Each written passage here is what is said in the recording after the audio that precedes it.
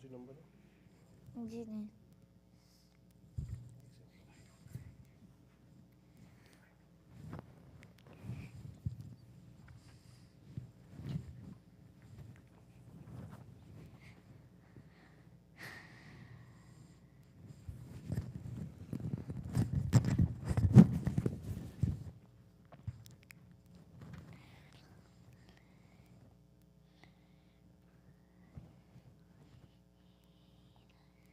सब बैठे हुए हैं।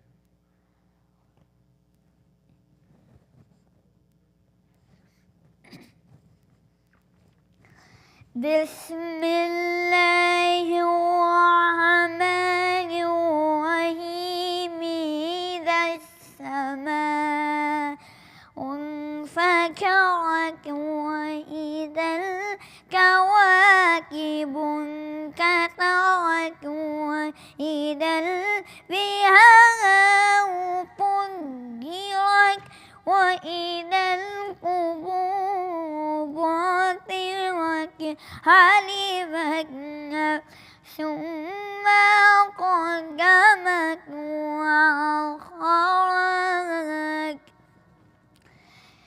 يا أيها الإنسان ما غرك بربك الكريم الذي خلقك فسواك فعدلك في أي صورة ما شاء ركبك كلا بل تكذبون بالدين وإن عليكم لحافظين كراما كاتبين يعلمون ما تفعلون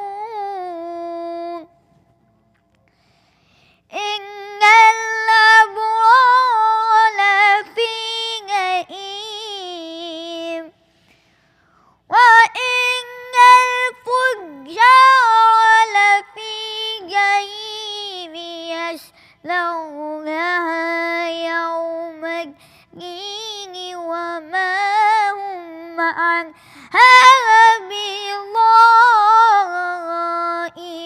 بغائبين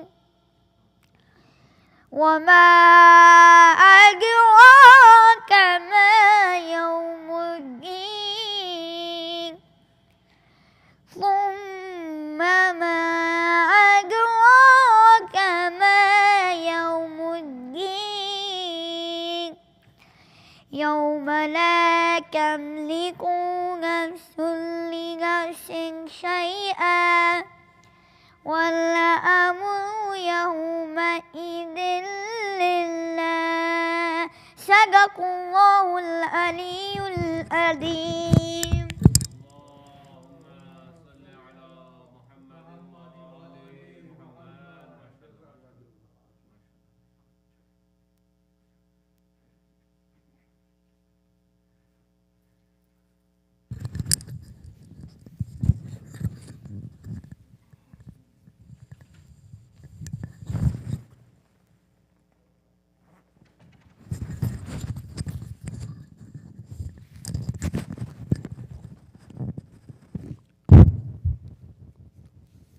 बर मोहम्मद व आले मोहम्मद सलावत।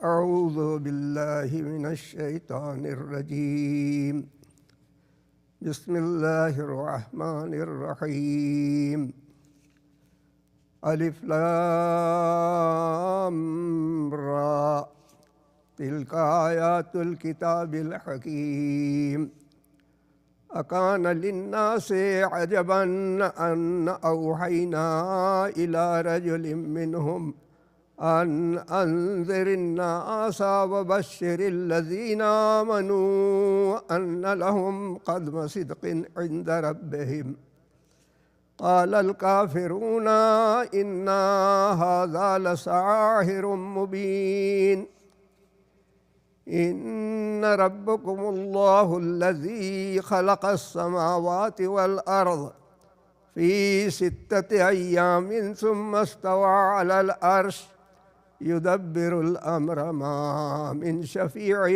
إلا من بعد إذنه ذلكم الله ربكم فاعبدوه أفلا تذكرون إليه مرجعكم جميعا وعد الله حقا إنه يبدأ الخلق ثم يعيده ليجزي الذين آمنوا وعملوا الصالحات بالقسط والذين كفروا لهم شراب من حميم وعذاب أليم بما كانوا يكفرون هو الذي جعل الشمس ضياء والقمر نورا وقدره منازل لتعلموا عدد السنين والحساب ما خلق الله ذلك إلا بالحق يفصل الآيات لقوم يعملون إن في اختلاف الليل والنهار وما خلق الله في السماوات والأرض لآيات لقوم يتقون إن الذين لا يرجون لقاءنا ورضوا بالحياة الدنيا واطمأنوا بها والذين هم عن آياتنا غافلون أولئك مأواهم النار بما كانوا يكسبون إن الذين آمنوا وعملوا الصالحات يهديهم ربهم بالإيمانهم تجري من تحتهم الأنهار في جنات النعيم دعواهم فيها سبحانك اللهم وتحيتهم فيها سلام وآخر دعواهم أن الحمد لله رب العالمين ولو يعجل الله للناس الشر استعجالهم بالخير لقضي إليهم أجلهم ونذر الذين لا يرجون لقاءنا في طغيانهم يعمهون وإذا مس الإنسان ضر دعانا لجنبه أو قائدا أو قائما ولما كشفنا عنه ضره مر كأن لم يدعنا إلى ضر مسه كذلك زين للمسرفين ما كانوا يعملون ولقد أهلكنا القرون من قبلكم لما ظلموا وجاءتهم رسلهم بالبينات وما كانوا ليؤمنوا كذلك نجزي القوم المجرمين ثم جعلناكم خلائف في الأرض من بعدهم لننظر كيف تعملون وإذا تتلى عليهم آياتنا بينات قال الذين لا يرجون لقاءنا ائت بقرآن غير هذا أو بدله قل ما يكون لي أن أبدله من تلقاء نفسي إن أتبع إلا ما يوحى إلي إني أخاف إن عصيت ربي عذاب يوم عظيم قل لو شاء الله ما تلوته عليكم ولا أدراكم به وقد لبثت فيكم عمرا من قبله أفلا تعقلون فمن أظلم ممن افترى على الله كذبا أو كذب بآياته إنه لا يفلح المجرمون ويعبدون من دون الله ما لا يضرهم ولا ينفعهم ويقولون هؤلاء شفعاؤنا عند الله قل أتنبئون الله بما لا يعلم في السماوات ولا في الأرض سبحانه وتعالى عما يشركون وما كان الناس إلا أمة واحدة فاختلفوا ولولا كلمة سبقت من ربك لقضي بينهم فيما فيه يختلفون ويقولون لولا أنزل عليه آية من ربه وقل إنما الغيب لله فانتظروا إني معكم من المنتظرين وإذا أذقنا الناس رحمة من بعد ضراء مستهم إذا لهم مكر في آياتنا قل الله أسرع مكرا إن رسلنا يكتبون ما تمكرون هو الذي يسيركم في البحر بالبر والبحر حتى إذا كنتم في الفلك وجرينا بهم بريح طيبة وفرحوا بها جاءتهم ريح عاصف وجاءهم الموج من كل مكان وظنوا أنهم أحيط بهم دعوا الله مخلصين له الدين لئن أنجيتنا من هذه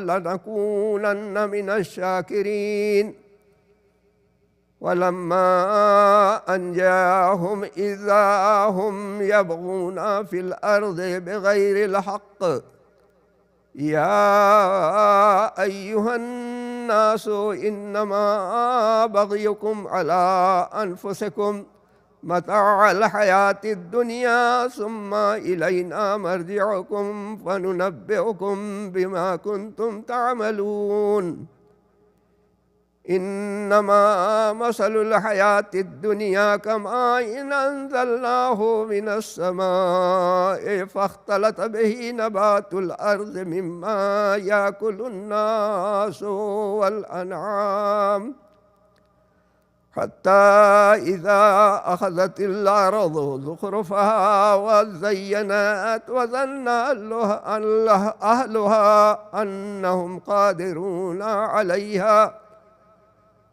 أنهم قادرون عليها أتاها أمرنا ليلا أو نهارا فجعلناها حصيدا كأن لم تغن بالأمس كذلك نفصل الآيات لقوم يتفكرون والله يدعو إلى دار السلام ويهدي من يشاء إلى صراط مستقيم صدق الله العلي العظيم وصدق رسوله الكريم بر محمد وآل محمد صلوات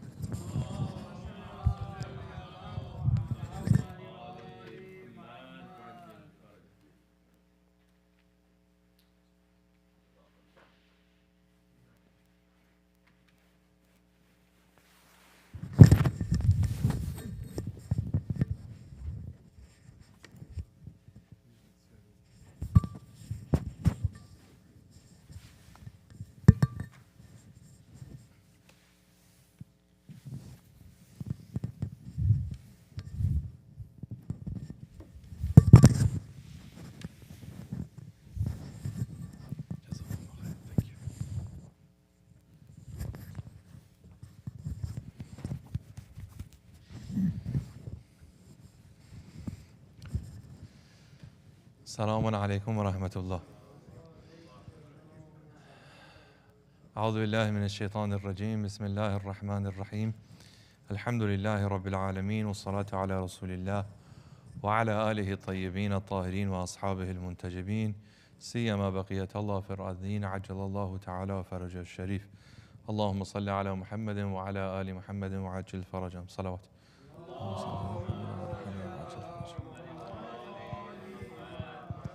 Dearest brothers and sisters, inshallah we'll continue our reading of Dua 44 of As-Sahifat As-Sajjadiyah. We arrived at this line that now the Imam is speaking about the connections that we want to establish or re-establish with those who are around us, right? So far of the requests that the Imam has made, first request was asking for a knowledge, an appreciation of this month and all that's to be gained. Then from there, he immediately spoke about the prayer, the conducting of the prayer, the protection of the prayer, حافظوا على الصلوات والصلاة الوسطى, and also this idea of the performance of the prayer in ways that resembles the prophetic prayer. So we are imitating the Prophet in his form of worship of Allah, and through that Quranic instruction, we are also conducting in that same worship as we have observed the Prophet do so. And in our case, of course, we haven't observed firsthand. We are using the reports that have been transmitted to us, and through that, our observations are constructed, and we pray that way. Then last night, we shared, in the few minutes that we had at the end, that then the Imam transitions to speak about the relationships that we want to have with other peoples. The Imam begins by saying this. He says, وَوَفِّقْنَا فِيهِ لِأَن نَصِلَ أَرْحَامَنَا بِالْبِرِّ وَالصِّلَةِ. The first thing Imam says is that, oh Allah, in this month, grant us the success to tighten the bonds that we have of kin with devotion and gifts. So either tighten or to establish these relationships. The Quran is very adamant, and it is protective over the relationships amongst the kin, amongst the family. Family, of course, serves as the central building block of all social life. And because of that, Islam has a very clear conception of what that means, but also it is protective over the functionality of the family. So we look to the Quran in Surah An-Nisa, first ayah, portion of it, Allah subhanahu wa ta'ala tells us, Bismillah ar-Rahman ar-Rahim, وَاتَّقُوا اللَّهَ الَّذِي تَسَاءَلُونَ بِهِ وَالْأَرْحَامِ. So practice the taqwa that you have. So taqwa is the consciousness of something. And generally, if it doesn't have a qualifier after it, it's speaking about the consciousness of God. So if you're conscious of something, you're cognizant of something, you're aware of it, you feel like it's present, and a byproduct of that is a reverence and a fear, right? A lot of times you'll see taqwa translated as fear of God. It's a byproduct of someone who really feels like they're in the presence of God. Of course, there's a respect that is due, and a person who knowingly disrespects, of course, is fearful of the consequences that will follow, but also fearful of just not giving the due respect that they should as a Muslim. So just as you have this reverence, you have this consciousness of God, so too should that same basic idea extend towards the family, wal arham, right? So there should be a taqwa that is extended to them. There's a protectiveness that should be extended to the family. Now, when we look to the classification of kin, of course, there's a lot of instances, a lot of individuals that are considered family members, relatives that fall under this this title. But we see that Islam has a special focus on a hierarchy that exists. Now, arham as a whole is a protected category. But when we really get into different instances of that, we'll see, starting with the parents, strong emphasis there. We know, I'll share a few things as a reminder. Then from there we transition into children, spouses, siblings, and then you get to other relatives, extended relatives, uncles, aunts, cousins, things of that nature. So for each of these, the Imam is saying, وَوَفِّقْنَا فِيهِ لِأَن نَصِلَ أَرْحَامَنَا بِالْبِرِّ وَالصِّلَةِ. So there's a special sort of relationship that we want to enjoy with these people in this month. Now, it says bir was sila, goodness and with connection. Now, sometimes goodness is through the giving of, like gift giving, right? We observe it in society that we're living in. Other holidays, they don't have to be religious occasions, but they're times of merrymaking, of gift giving, right? So we give gifts. It's Thanksgiving. We're off from work. We might as well make the best of it. People get together and maybe they share some gifts. Or Christmas time comes around. Yeah, we believe in Prophet Isa alayhi salatu wasalam. We celebrate his life. And we also, maybe exchange gifts. But when times of month of Ramadan comes around, also there should be this culture of the acknowledgement and the celebration of it. Now, it's not like festivities in a way that it distracts from the underlying spirituality. We don't want to turn it into a commercialized Christmas that we see, in this country and around the world. The essence of Christmas is not that, and neither is the essence of the month of Ramadan, to commercialize it and make it only about, the eating, about the gathering, about the giving of gift, or, making the house nice and putting lights up. But those things should be done too. And, the day of the Eid is probably the day that should be most celebrated. Now, alhamdulillah, from what I can observe, we're making good progress on that, right? We're making sure that we all take days off. We're making sure that we organize some sort of community activities. There's generally some sort of like a barbecue, a festival, where the kids can come together, they can play. Maybe they have some activities, a moon bounce. Those are all very good things, right? Because it's imprinting on the mind of the younger person, but the consciousness of the Muslim as a whole, that this is a sacred time. It's a time of celebration. So we have to make efforts to do that. And amongst your relatives, your family should be the same way too. Just as you give them gifts during their birthdays, during other special occasions, their graduations, the month of Ramadan and in it, these special days should also be an opportunity for us to give gifts. Again, it's creating association within the mind of the child specifically that this is an important time. It's a time that we all as family come together, right? When you think of family coming together, generally in Western culture, Thanksgiving, Christmas, maybe some other times too. That's the time of coming together, togetherness. The month of Ramadan should also have that basic feeling. Now, I know there are some logistical challenges. I'm not suggesting that I have any solutions. There's always the difficulty of figuring out, well, we want to have the bringing together of families, so, we'll have an iftar, obviously, so people can come. We invite people to iftar in our homes. You have the challenge of what to do with the masjid, right? That's a conversation that needs to be had, and maybe there's a right way of finding a balance that you can still host people, and at the same time, the masjid is not abandoned. A lot of times in communities where you have a prominent family that makes the invitation, that night you see the masjids, like 90% of the people are not there. You'll know someone is invited, the larger community. There are ways to make that work. In any event, some reminders. First one, looking at the relationship between the parents and the larger family. In Surah Al-Baqarah, Allah subhanahu wa ta'ala again extends the care that we should share with a few of these groups. وَإِذْ أَخَذْنَا مِيثَاقَ بَنِي إِسْرَائِيلَ. Remember, we took the pledge from the Israelites, the children of Israel, and لَا تَعْبُدُوا إِلَّا اللَّهِ, that they worship not but Allah. وَبِالْوَالِدَيْنِ إِحْسَانًا, for them to be kind and good with their parents. وَذِي الْقُرْبَى, and the near ones. Near ones, relatives. وَالْيَتَامَى, the orphans. وَالْمَسَاكِينَ, the needy. وَقُولُوا لِلنَّاسِ حُسْنًا, speak to the people kindly. وَأَقِيمُوا الصَّلَاةَ وَآتُوا الزَّكَاةَ, establish the prayer and give the charity. ثُمَّ تَوَلَّيْتُمْ إِلَّا قَلِيلًا مِنْكُمْ وَأَنْتُمْ مُعْرِضُونَ, but you turned away except for a few of you, and you were disregardful. Now, it's commenting on the pledge that was taken from the Israelites, that you promised to do these things. You were instructed to do these things. And then at the end, it's censuring them. It's saying like, majority of you failed in these responsibilities. Now, if we work backwards, let's say, Atu Zakah, maybe tomorrow night or the night after, there's zakat here in the dua.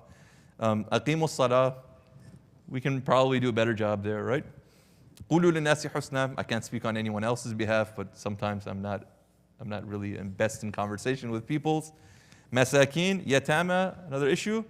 But walidil qurba wa bil walidaini ihsan are also part of the pledge that was taken. And there, again, the Quran is saying that we can do a better job. Most people can do a better job. And collectively, we're looking at, there are things that we can do that will enhance our ability to show that appreciation, show the goodness. There's a case where narrated or attributed to Imam Sadiq alayhi salatu wasalam, Allahumma salli ala Muhammad wa ala Muhammad wa ajil farajam,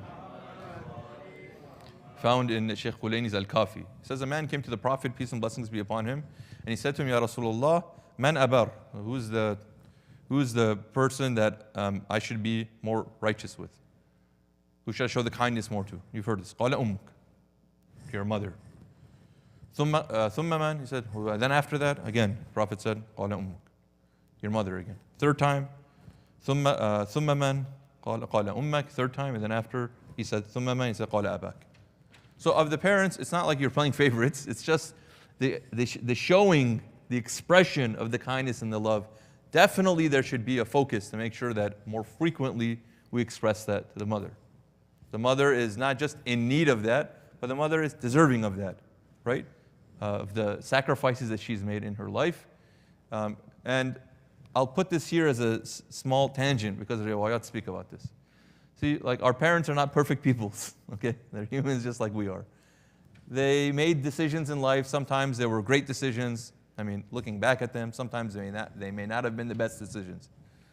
You know, sometimes they had good instruction, good guidance. Sometimes they didn't. Sometimes they were too proud to consult others. Sometimes they were not. Whatever it was, I think we can take for granted, majority of us, that our parents wanted good for us, a good life for us. Sometimes our parents have serious character flaws. Like, let's say a father is incredibly angry. Or because of the stresses that he's had in life, you know, he's not in total control of his emotions. You know, a lot of times when we came to this country as children of immigrants, we may not appreciate the journey that they had to take to come here. And that's not just the getting on the plane or coming or getting on the ship and coming, but it's what they had to leave behind, what they had to do to establish themselves here, what they had to do to make it.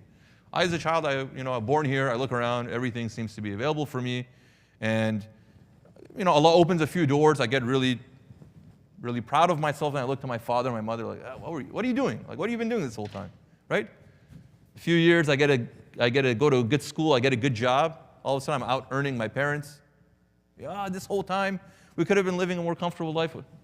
This kind of talk is really, it signals a person who is so naive, who doesn't understand how many, you know, kind of backs they had to stand on to get to the place that they were. So the reason I'm mentioning this is because riwayat said your parents are due your respect, be they good people or not. Be they good people or not. They say this. Birran aw fajir, riwayat say. Your mother she has some serious personality flaws.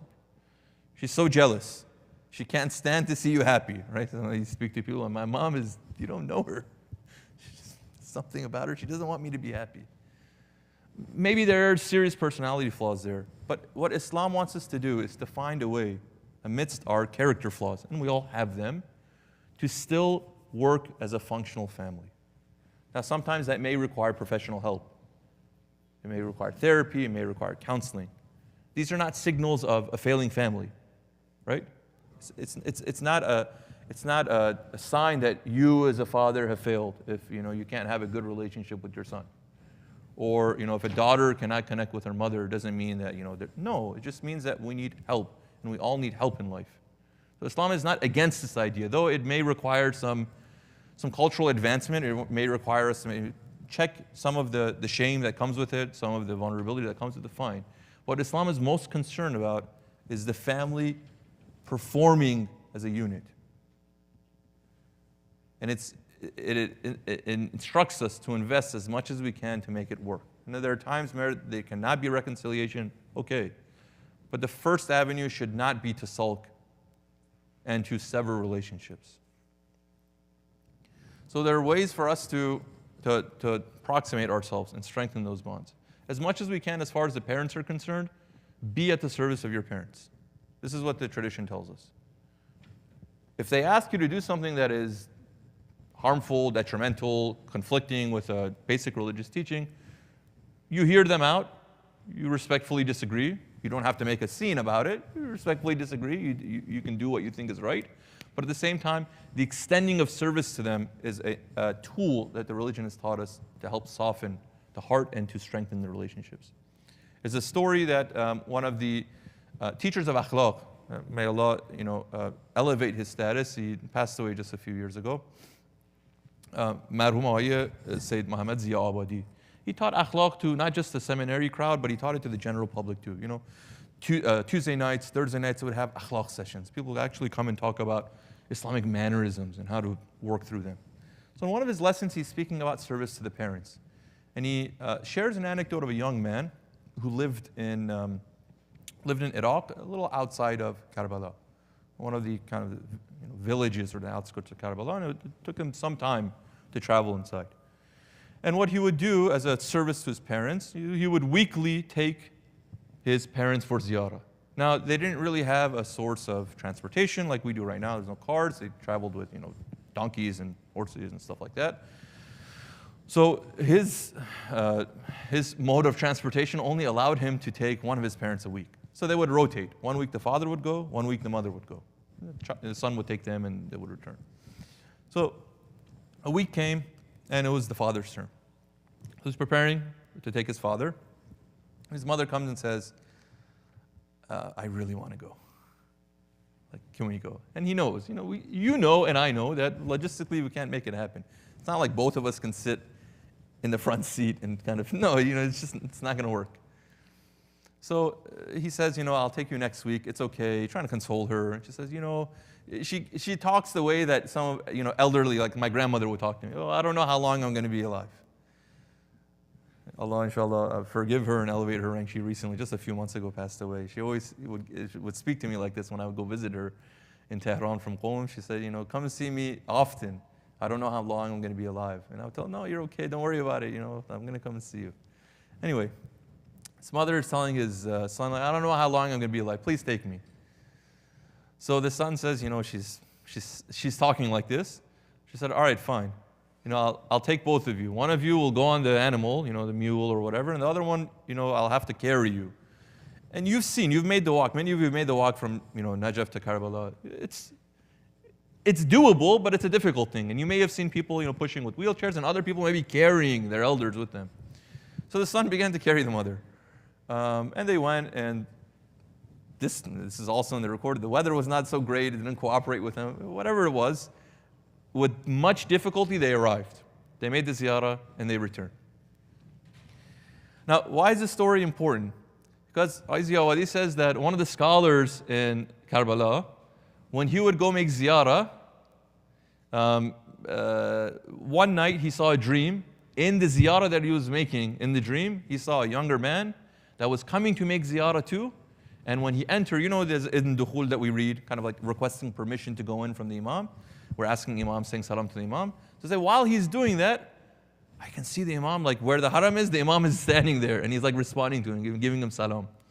Like we say in our Ibn Dukhul, we say like, Allah, we know when we arrive at the homes, Allahumma waqaftu ala babin min abwab buyut nabiyik. And then one of the things that we say that وَأَعْلَمُ أَنَّ رَسُولِكَ وَخُلَفَاءَكَ عَلَيْهِمُ السَّلَامُ أَحْيَاءٌ عِنْدَكَ يُرْزَقُونَ يَرَوْنَ مَقَامِي وَيَسْمَعُونَ كَلَامِي. So we're already professing, we're saying, I know the Imam is like, they're alive, they can comprehend, they can hear me, they can see me. So this person was making the ziyarah and he's seeing a young man coming and the Imam is like there and he's responding to him and he can understand. And he's smiling and he's happy. Yeah, I saw this dream and I woke up like, what does this mean? Anyway, fast forward, he happens to see this young man one of the weeks that he's bringing his father or mother.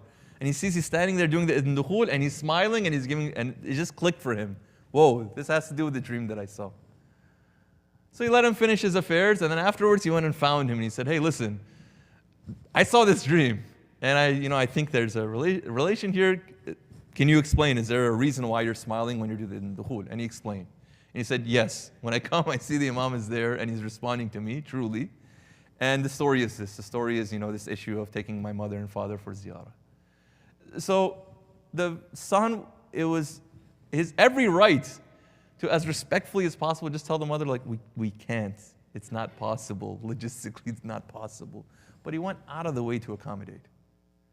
Because sometimes the mother may be asking for something that is just not possible. It's unreasonable. I have a life to live of my own. I have things to do of my own. But when we make an accommodation, we go out of our way to make an accommodation. Then the Imams will also go out of their way to accommodate us too. Right? See, right? Isn't that what we all want? Isn't that what we all want? We want some accommodation. We're not perfect, right? We need things. We want things. We're asking for help. When we go ziyarah, especially where, we're there in conversation with God and we're using the Imam as a medium. We're going to be like out of this world if we can feel the Imam respond to us. We can see the Imam respond to us. Now, I'm not saying if you take your parents for ziyarah now, all of a sudden the imam is going to stand there and respond to you. This is a particular case for this individual. But whatever it is that we know, that when we show that service, that good faith, that respect to the parent, that never goes far. It is always repaid, and it is always repaid better. And I can't be the one to say that the worse that they are, the more you're rewarded, but of course there's some sort of correlation. Usually the more difficulty, the hardship that goes with trying to make that accommodation for family, the more we're rewarded for that. So that's the key, right, to open some of the challenges that we have in life. Whenever the dua of your parents are behind you, success is soon to follow, always. Always. This is one of the truisms that ulama will tell us. You want success in life?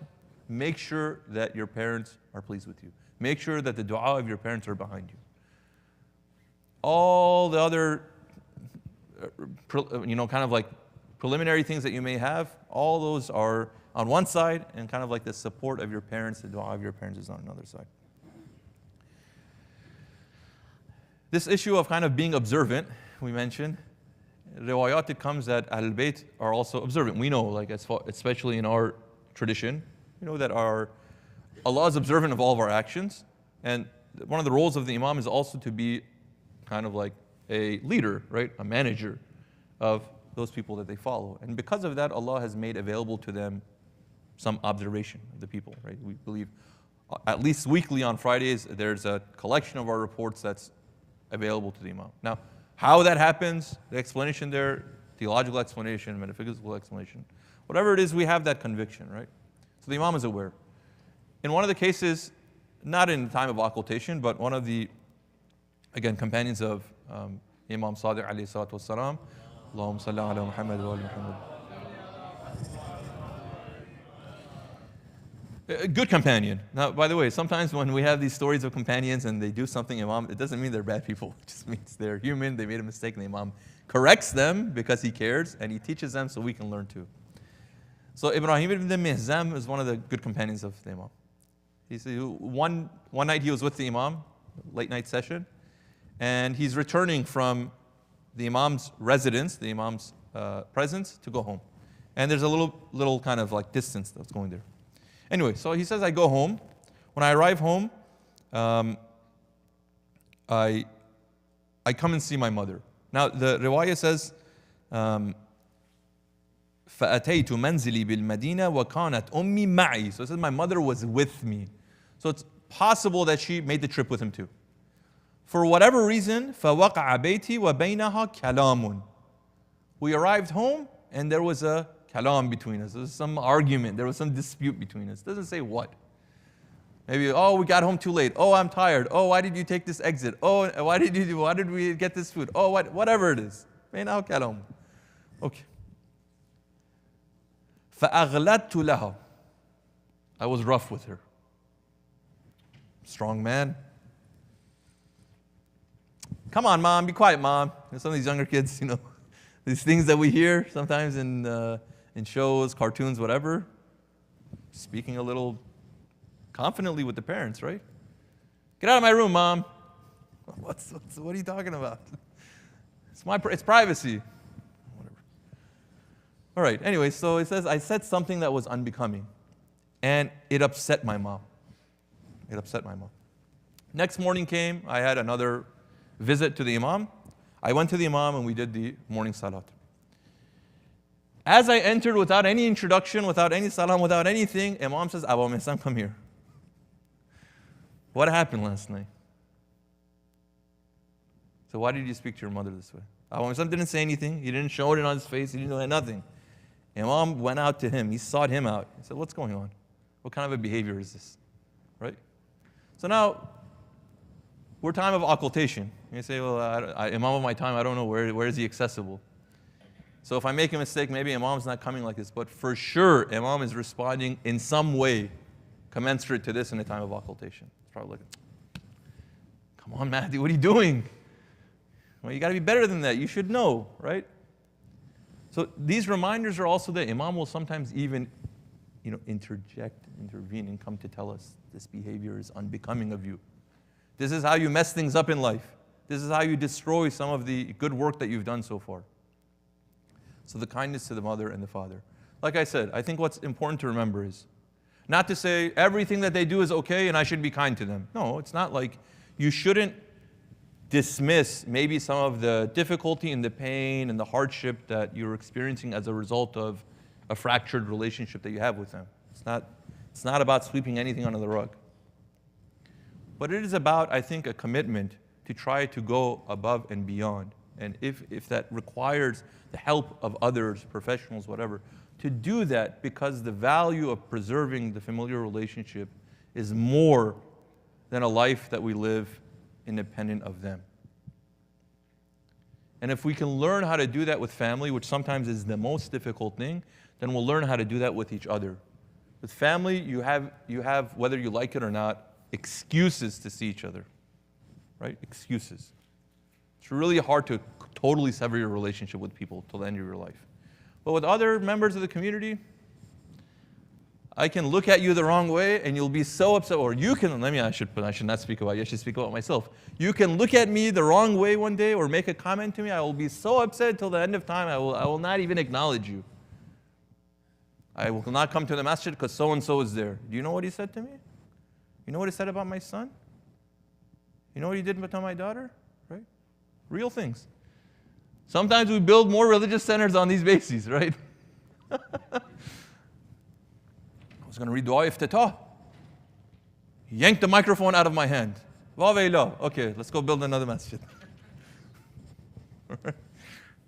So ultimately the goal is to work in community and congregation. We start with the family. Because with family, there can be a little more roughness. There can be whatever. But at the end of it, it's family, so you come together. But maybe with community members, it's not the same way. So we learn there. Okay. And this also helps in even the times of transitioning. You say, I don't care about this life. Whatever it was, Allah decided my life to be a life of difficulty. Inshallah, I'll be rewarded in the hereafter. Okay, fine. But even the relationship that we have with parents strongly impacts the way that we transition from one world to the next. Again, one of the great ulama, scholar, contemporary scholar, and of course, scholars, one of the roles that they play, ulama, one of the roles that they play is, when people pass away, that they go there and they facilitate the death ceremony. Right? So one of the things that we do is talqeen. And it's kind of unique. Our madhab, we prepare the body, we put it next to the grave, and we do the talqeen there, shaking it, telling them this, and that. Anyways, this wasn't in a moment where the son was, the young man was dying. So talqeen can be done twice. Sometimes a person is on their deathbed. You know they're going to die, right? The doctor says this person's not living. You do talqeen there once. The person's supposed to repeat it. And then talqeen is also done after the person is obviously deceased. This Jamal Gul Paigani was one of the mu'mineen, muttaqeen. He practiced Islam really seriously, so Allah provides them certain things that maybe are not available to you and I. Veils are removed. So in the removal of these veils, he can kind of see the talqeen playing out as it would have if the person was alive. So he's saying talqeen, say this, so-and-so, say this. And you can see that the young man was not responding. Now you could say it's none of his business. He just says it's a deceased person, whether they respond or not. But he could see with that eye of the barzakh, the sharper eye. So he said, this is concerning. So he went out of the grave. Generally the talqeen is done in the grave. He went out of the grave and he found the parents of the young man and he said, listen,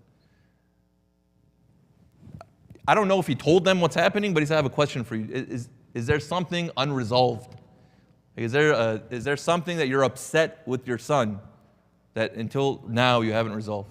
And mother's like, no, I love my son, all those things. The father said, to be honest, there was one instance. There was an instance that my son embarrassed me, and it still bothers me to this day. And he explained. He said, I'm not an educated person. We call them not literate, right? In Farsi, bi savad. I'm not a literate person, right? But education was important to my children, so I made sure that they were educated, they're literate. So my son became educated, highly educated, very successful, very intelligent. One day in a gathering that we were sitting, we were speaking about an issue, and I just shared my opinion. Imagine right now, like Ukraine. Like, I don't know anything about politics. My opinion is this. And the son kind of retorted, like, what do you know? Kind of saying like, this is not a place for you to add your voice. This is for the educated people to talk. So he said that, and he embarrassed me. And it was in a public setting, and it really upset me. And I didn't say anything. And he didn't say anything. And it's still kind of like I'm holding it in my chest. And Alim or Jamal go by and said, forgive him. Forgive him. So I forgive him. So he forgave him truly, goes back inside, does the talqeen, he sees his son is responding. Finishes the talqeen and that's it. Sometimes these deeply rooted things, they remain with us. My mother's, my father's. If your children have done something that is upsetting to you, they're children, it's their nature to do things like that. Now, it's not to excuse it, but it's again for us to remember that as a parent, it's always upon us to be the caretaker and the nurturer for the child. And sometimes it's a painful thing to do. So work with your children. I'm not saying forgive them and let them be, completely disregardful. But work with them. Forgive them. Teach them. For the children, for us, the sooner we can come to our senses of the value of our parents, the sooner we can work together to build a fruitful relationship. You are incredibly intelligent. Allah has given you so much. You are deserving of all the doors that Allah opens for you. But more intelligent people, I promise you, have walked this earth. You are not the most unique thing that God has created. You are not the most special person to walk this earth. Learn to be humble. Learn to appreciate the sacrifices that the elders have made for you. Even if on the appearance they don't look like very successful, educated, literate peoples. None of us would have been where we are without their support. And sometimes that support is in the form of causing difficulty in your life. Allah is the one who organizes and plans these things, right? Wallahu khairul makirin. Allah is the best of organizers and planners. Sometimes He plans it this way. Your parents will give you a hard time, and through that, it'll serve as an inspiration for you to do better. But again, we want them. We need them. Let's learn not to just, proceed forward and forget everyone who's behind us. This fracturing of, the generations. This is, again, one of the challenges that we as the Muslim community need to resolve. We grow together if we learn how to work together. This construction of dichotomy of old and young. These are pre-Islamic ideas. These are ideas of mushrikeen that unfortunately infiltrated into the Islamic practice too. Oh, this person's too young. He's not old enough.